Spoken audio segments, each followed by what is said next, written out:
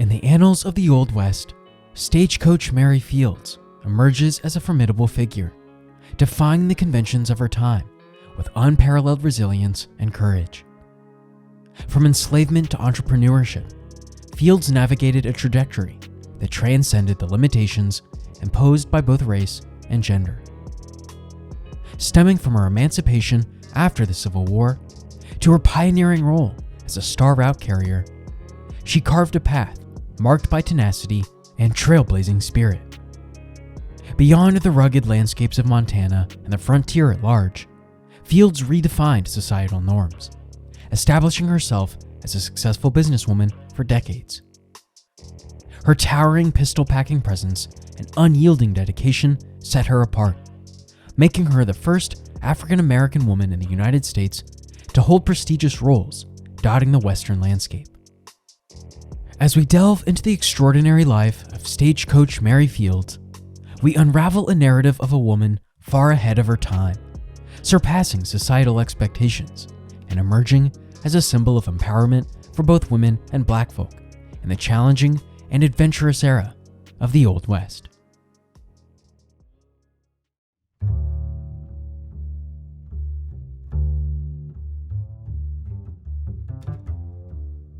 Born into slavery around 1832 or 1833 in Hickman County, Tennessee, Mary Fields embarked on a remarkable journey that would make her a trailblazer for both women and African Americans in the Old West. Prior to the Civil War, she served the Warner family in West Virginia. Following emancipation in 1865, Fields secured employment as a chambermaid on the Robert E. Lee, a Mississippi River steamboat. Her duties extended to serving and laundering for families along the river.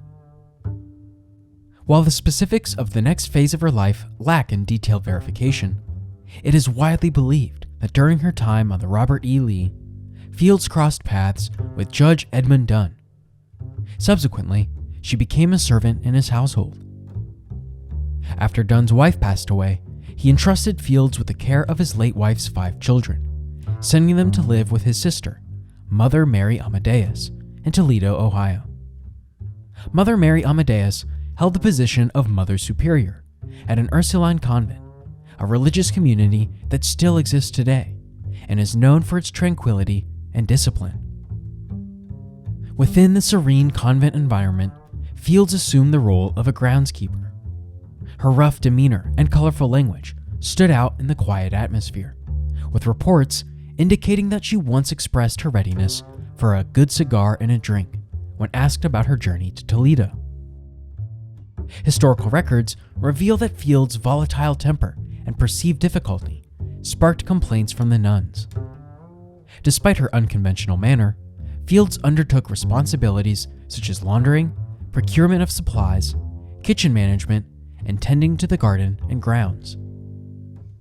According to a historian, one nun vividly recalled Fields' wrath when anyone dared to disturb the meticulously maintained grounds, stating, "God help anyone who walked on the lawn after Mary had cut it."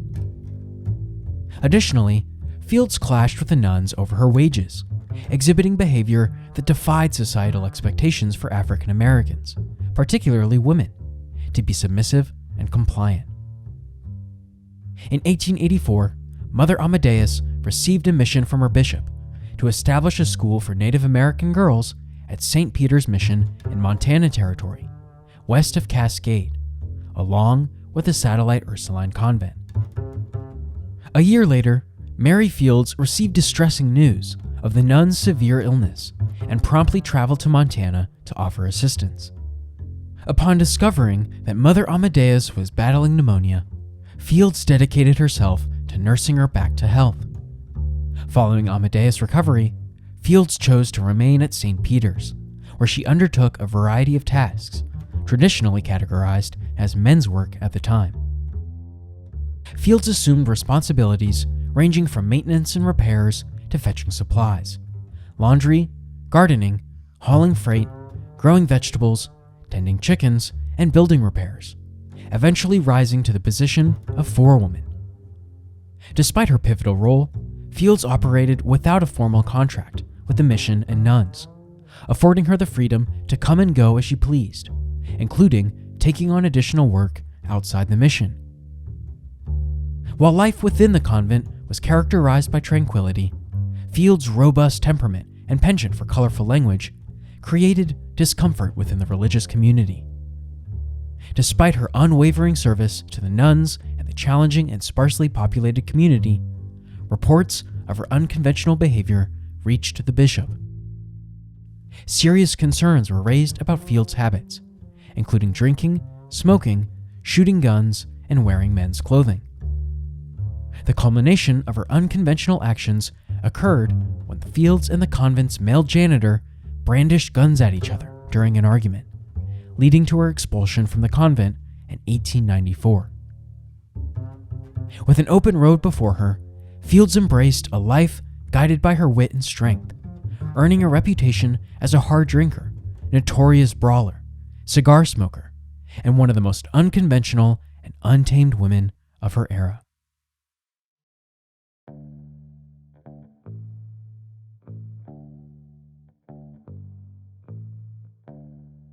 Renowned for her towering, pistol-toting presence, Stagecoach Mary Fields was a dynamic figure who continually transformed herself into a successful entrepreneur in the rugged landscapes of Montana, Wyoming, and southern Canada.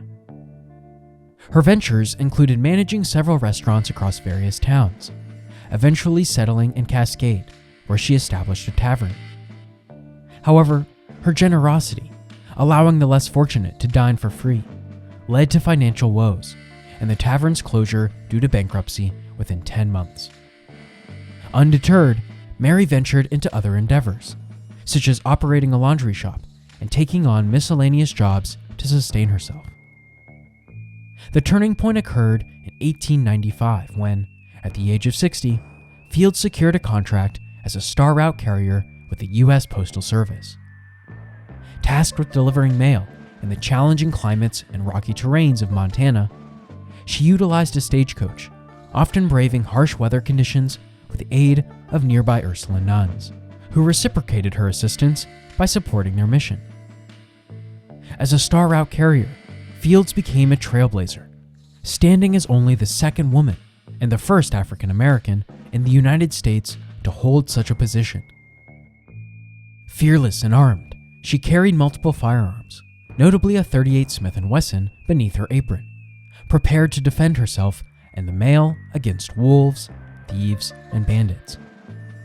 Guiding her route with a team of horses and a mule named Moses, Fields never missed a day, earning her the moniker Stagecoach Mary, in homage to her preferred mode of transportation. Despite not being a former employee of the United States Post Office Department, which did not directly hire mail carriers for star routes, Stagecoach Mary Fields navigated the intricacies of a system where star route contracts were awarded to those submitting the lowest qualified bids. This process involved individuals, in line with the department's application procedures, posting bonds and sureties as evidence of their financial capability to manage the route. Once a contract was granted, the contractor had the flexibility to personally operate the route, delegate it to a subcontractor, or enlist the services of an experienced driver. Notably, some entrepreneurs secured multiple star route contracts, transforming the operations into thriving businesses. In this unconventional landscape, Fields emerged as a pioneer, skillfully navigating the bureaucratic nuances and leveraging her contract to always secure the pay she deserved. When snow impeded her horses, she resorted to delivering mail on snowshoes, carrying sacks on her shoulders. Intimidating would-be thieves with her imposing stature and unyielding demeanor, Fields paradoxically became a beloved figure among locals.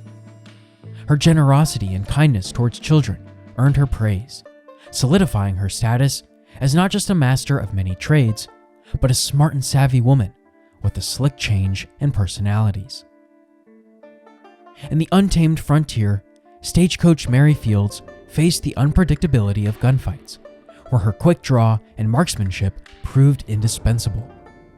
She navigated treacherous terrain with survival skills honed by years of frontier living, seamlessly adapting to the challenges of the Wild West. Hostile Native Americans dared not mess with her, and ignorant highwaymen and petty bandits rarely got more than a peep out before the chamber of Fields 38 was thrust flush in front of their faces. Stagecoach Mary's body count is lost to the stuff of legends, and may very well be zero, but she was revered as someone whose final tally made it dangerous just thinking about trifling with the trailblazer. Each mail delivery became a daring adventure, a testament to her resilience and courage in the face of the rugged, lawless landscapes she traversed. Fields embodied the spirit of a frontier legend, her name echoing through the canyons as a symbol of tenacity and empowerment in the heart of the Old West.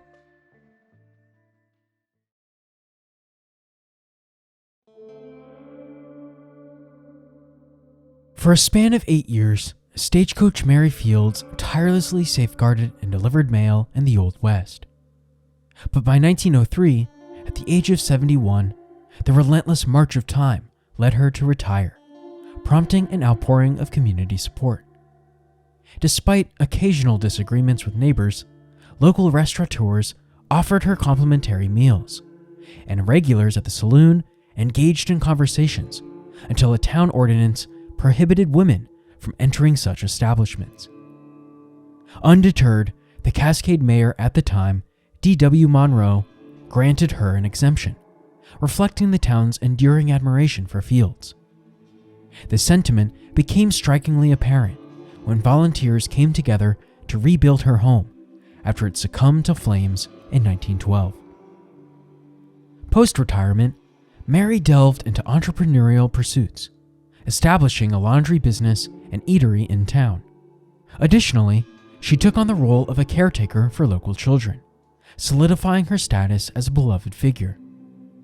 Fields even became the mascot for the town's baseball team, highlighting her enduring influence. Cascade demonstrated its deep appreciation by closing schools annually to celebrate her birthday, a birthday that occurred biannually due to Fields' uncertainty about her exact birth date. Mary Fields, a trailblazer in every sense, passed away on December 5, 1914, at Columbus Hospital in Great Falls, Montana, succumbing to liver failure. In the aftermath, the townspeople rallied, raising funds to lay her to rest in Hillside Cemetery, a route she frequented, linking Cascade to the mission. A simple wooden cross marked her final resting place, and her funeral became one of the largest events in the town's history. Despite the haziness surrounding her life due to scant records and the tendency to embellish Wild West legends, the extraordinary nature of Fields' real-life persona is undeniable. Living in an era when society constrained individuals based on race and gender, Fields emerged as a woman far ahead of her time. Catholic by faith, she preferred the camaraderie of local men over the sisters and their religious conventions. Fields, who drank, occasionally donned men's clothing, smoked, and carried guns, defied societal norms with remarkable courage. In death, she transformed into a powerhouse woman, recognized as the first African-American woman star route carrier in a predominantly white society. Her legend grew posthumously, portraying her as a hero and a symbol of Black female empowerment in the Old West.